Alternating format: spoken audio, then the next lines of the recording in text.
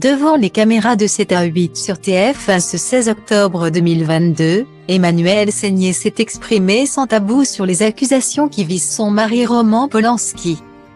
Le multicésarisé et controversé cinéaste.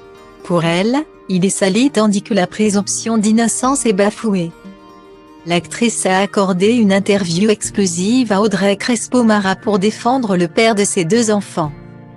Accusé par plusieurs femmes de viol et agressions sexuelles ces dernières années. Il est actuellement sous le coup d'un mandat d'arrêt depuis plus de 30 ans.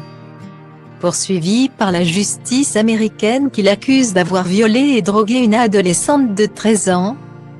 Cette dernière, Samantha Gemmet, a demandé à de nombreuses reprises à ce que l'affaire la concernant soit close. Las de ce statut de victime qui lui colle à la peau depuis plus de 3 décennies.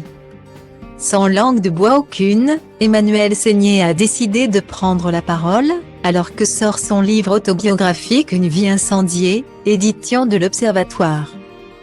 Au cours de cet entretien pour TF1, elle revient sur les accusations que l'actrice française décrit comme une affaire de relations illicites avec une mineure. La victime avait 13 ans et ne savait pas comment dire non, rappelle la journaliste. C'est jeune, mais c'était une époque très permissive. Le rapport à l'âge a beaucoup changé. On louait la Lolita. Donc moi, ayant commencé à être mannequin à 14 ans, ce n'était pas une histoire qui me choquait. Je ne dis pas que c'était bien.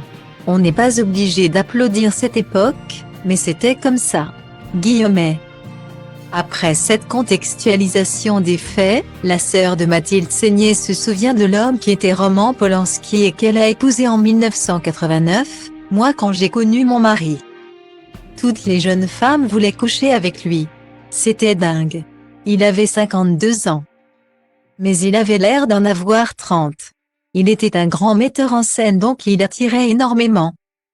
Et je pense qu'il n'avait besoin de violer personne.